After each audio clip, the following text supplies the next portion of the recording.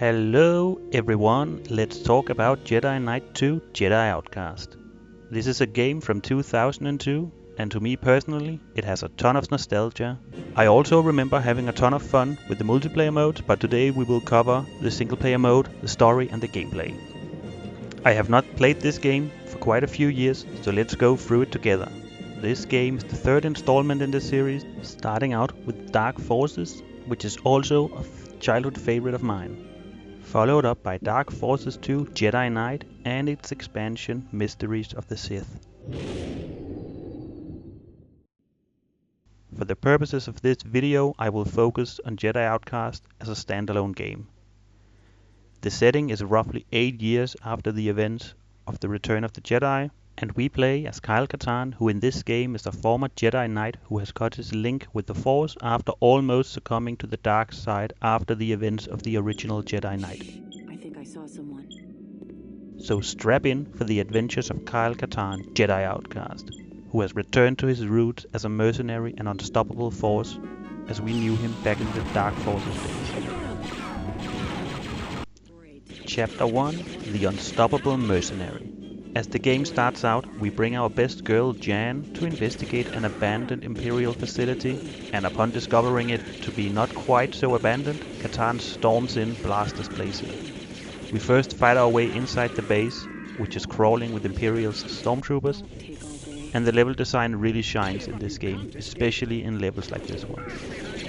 Having mowed down dozens of stormtroopers, we fight our way deeper into the base and find the second level of the game.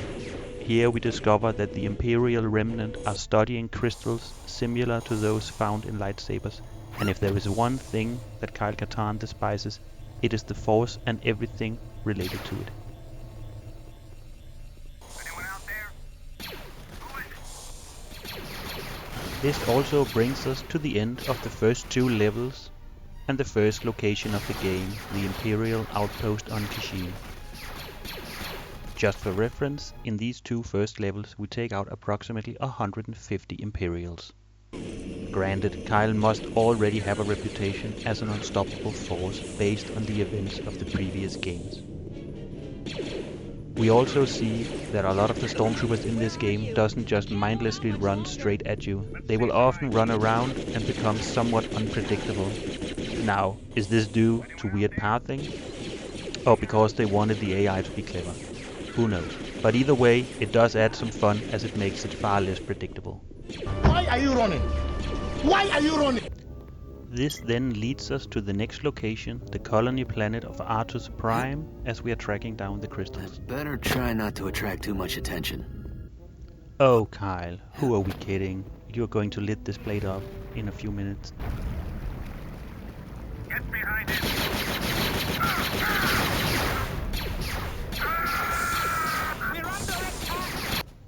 We then fight our way through the base, and along the way we learn the Empire has enslaved the local miners and we spring them all from prison. Then we get to fight an ATST, which is of little concern to Katarn.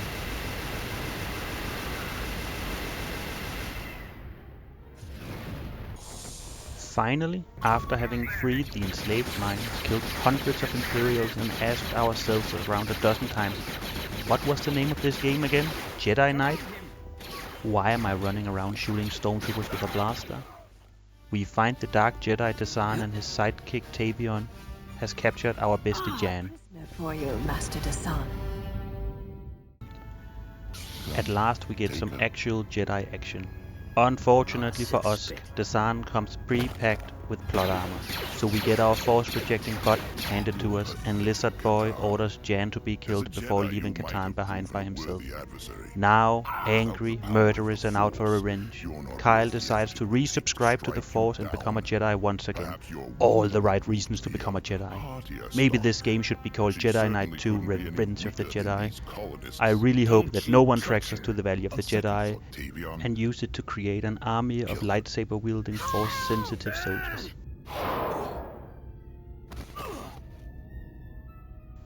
Now this leads us to the end of the first chapter, which is the chunk of the game generally known as the part where you do not have a lightsaber yet. Generally speaking, these levels are fun, but compared to many other FPS titles, this game does not hold up too well. The Star Wars themes help elevate it, but compared to the rest of the game, this is definitely the weakest part. This then leads us to the second chapter. After having reconnected with the Force at the Valley of the Jedi, which is apparently a thing where you can just plug into the Force network, we travel to Yavin 4 where Luke has set up a Jedi Academy. Now you might think we're here for guidance, for training or similar, but nope. We are just here for our lightsaber so we can get on with our quest for revenge. Skywalker? You've come for your lightsaber. Yeah. While here, we do have a quick chat with Luke, That's what I who came informs for. us that Desan How do I is get a it former out of there? student of his. We then have to jump through some hoops and we finally get the lightsaber. Luke suggests we start our search by going to Nar Shaddaa and seek out Rilo Baruch. As rumor has it, he's a smuggler working with Desan. This then takes us to Nar Shaddaa in our hunt for Rilo. And Nar Shaddaa, which is probably the second most wretched hive of scum and villainy in the galaxy, so we must be cautious.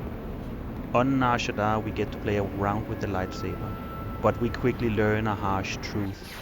The lightsaber is a melee weapon, and this level is crawling with ranged enemies, and there are snipers just about everywhere, so why bring a lightsaber to a sniper fight? So this leads to one of the specialties of Kyle Katarn that I like to call from Nar Shaddaa with love. Pulling out your sniper in a situation where the lightsaber just doesn't cut it. And then sending them to the next life. Once we take out all of the garbage and we get inside of Rilo's hideout, we get more use of the lightsaber. And here we also notice that we have received several new force powers from the last level. This will be a recurring theme that every new level we unlock new force powers. Now, throughout the rest of the game there will be many situations where using a blaster or a rifle is simply advantageous, so we will continue doing this even though we have unlocked the lightsaber and the force. It is a tad bit unclear why exactly Rilo Baruch has such an army of thugs protecting his smuggling business.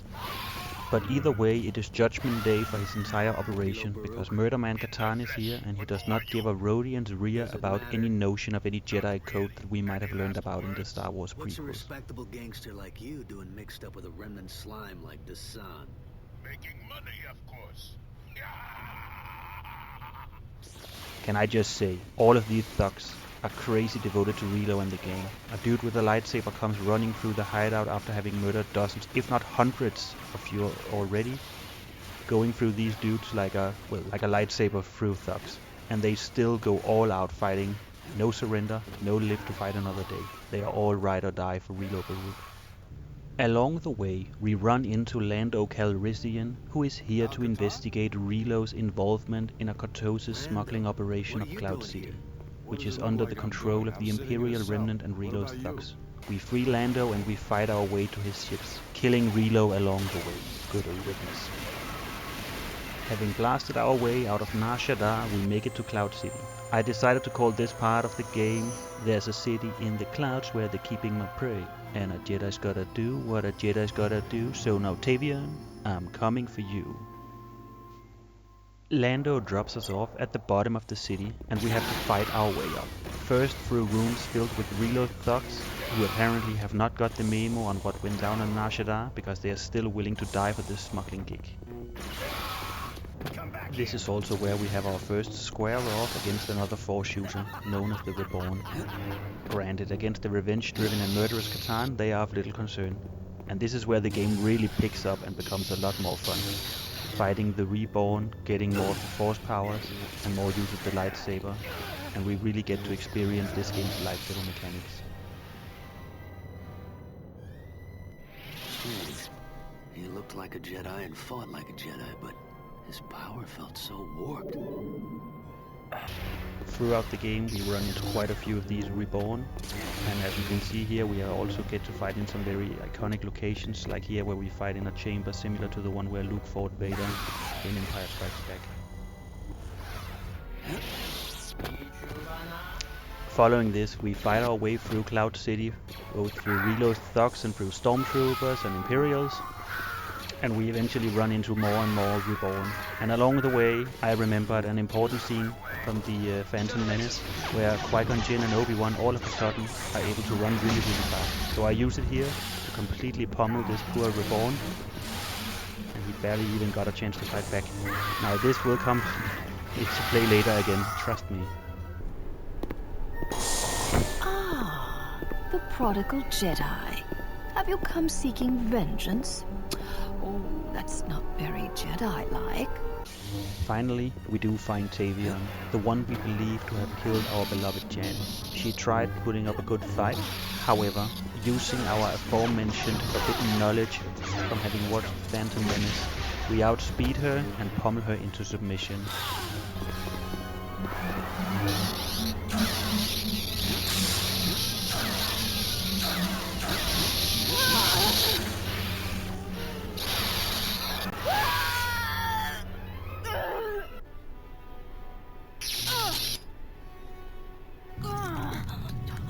Don't!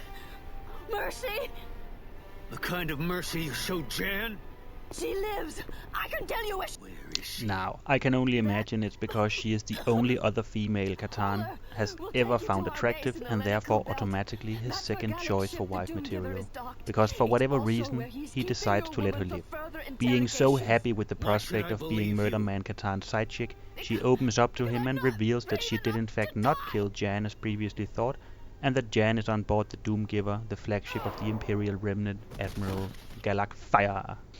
This marks a big change in Catan's character, as his mission and motive seems much more heroic and Jedi-like from this point on, now that he is out to save his friend and first pick as wife material, rather than before where his only motive was revenge.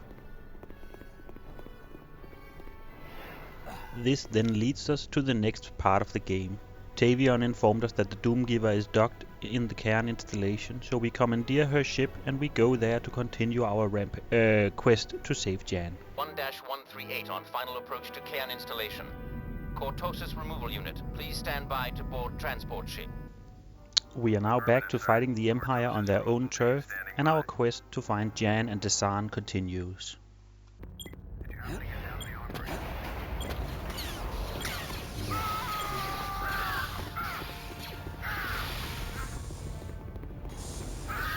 At this point, we have become a lot stronger in the Force, including having learned several dark side powers such as Force Grip, famously used by Vader, and Force Lightning as we know it from the Emperor. We have now also unlocked the Fast Saber style, and later we will also unlock the Strong style. The style in use is indicated both by Catan having a different idle pose with the lightsaber, as well as a different moveset, and in the HUD it is shown in the bottom right corner indicated by the color. Blue is for the fast style, yellow for the medium, and purple for the strong.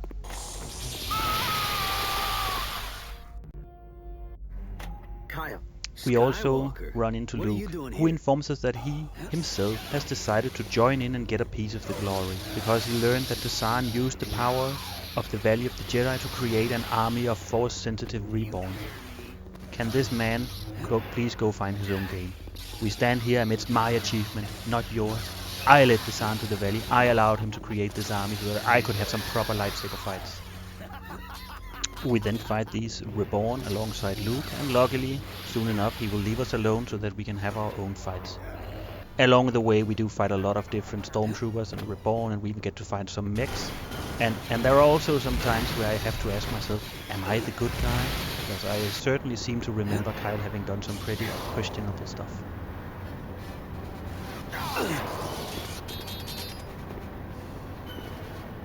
I want more. And I know I shouldn't. Oh well, better not think too much about that. I'm sure it won't come up again. This is also around the place where we run into the Shadow Troopers for the first time. Now these are quite important to the plot, because this is what the entire Cortosis smuggling was all about. So first they needed the Valley of the Jedi to infuse normal people with the Force. And then of course they needed to make them lightsaber resistant, so that is what these Shadow Troopers armors are. Now, lightsaber resistant, sure, but not immune. And of course I have watched The Phantom Menace, so here we go again. We eventually learn of Desan and Admiral Fire's plan to launch an attack on Yavin 4. We find the Doomgiver, we board it, and we see Luke fighting Desan. At this point I suppose we're on a rescue mission and not a revenge plot anymore, so we allow this to happen. Also, we just so happen to know that Desan has this crazy plot armor, So maybe it's better to let Luke wear him down a little first. Desan manages to trap Luke and board the ship as well, leaving Luke behind as the Doomgiver jumps into hyperspace. We are now aboard the Doomgiver, where Jan is supposedly held hostage somewhere. We call up to Luke and agree that the best course of action is that first we will go ahead and try to save Jan, and along the way we should probably call for some backup and take down the Star Destroyer. And in the meantime, Luke will. I'm actually not sure what Luke does for the rest of the game, as I don't recall having seen him for the rest of the game. So I guess, yeah, we will just have to save the day and, well, more action for us. Now, from here on out, it only gets better. The game gets better and better the further you go, and especially from this point onwards, it's just so much fun. I really don't have a better way to say it than the rest of the game from here on out is just pure gold. So let's strap in and let's have a party. At this point, most of our force powers are quite high level, with the exception of the dark side powers that aren't quite fully powered up yet, and we even get the offensive strong style with the lightsaber, so now we have all three saber styles. Now the strong style is perhaps not the best against stormtroopers and the like, but against the Reborn it is absolutely pure gold. As you can see here, it's quite slow, and therefore it's much easier just to use the fast style to cut through the stormtroopers like butter. Next up, we find a way to call our buddies at Rogue Squadron and have them come to have a friendly chat with the Doomgiver itself. But they kindly ask that since the dude known as the Unstoppable Force is already aboard the Star Destroyer, maybe he could go ahead and make their job a tiny bit easier by disabling the shields from the inside. Gotta ensure Katan keeps the glory and all that. We then go out and we actually do find Jan. Well, you certainly took your sweet time. We then agree with Jan that she will go and find an escape pod, and in the meantime we will go and disable the shields. Now it just... Oh no, what is this? You don't know the power of the dark side. No, it's not the Jedi way. I really shouldn't be using this, right? Surely not. No, what? No. Okay, I just had to try just one. Okay, maybe twice. What the hell? Let's just get on with it. Yeah, after having dealt with the stormtroopers, we make our way to the shield generator, and here we find Admiral Fire, and we have a conversation face to face.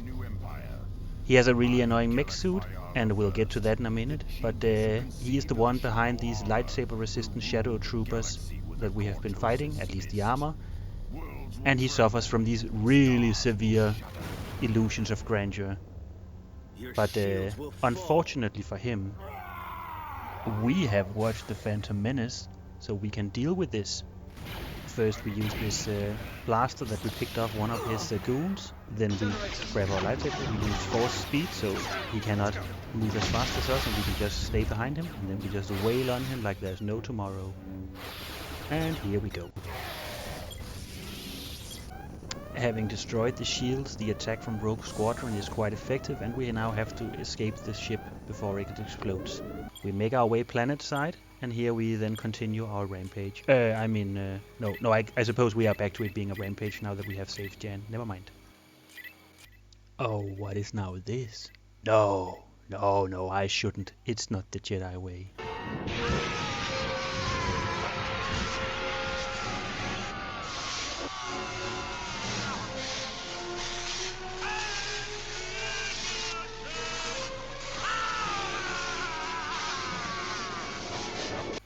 No, I'm not gonna go there, right? That's too dark. Oh, what is this? Hello. Oh, that was strangely effective. Now at this point you've become so powerful that you can have a lot of fun with the force powers and you can combine them. So for example, I can pick up this trooper, I can point him into the air and press force push and fall damage. Oh, that's not very nice, is it? Now let's see if this also has an effect on these lightsaber resistant soldiers. Oh, that seems highly effective. You have anything to say to this? No? Okay then. Oh, okay, you also know how to do that? Oh, not well enough it seems. So yeah, this is the last part of the game. We have now landed on Yavin 4, and I already got a bit ahead of myself, but we go full one-man army on the Imperial troops. Oh, you gotta remember the oldies. From Nar Shaddaa with love.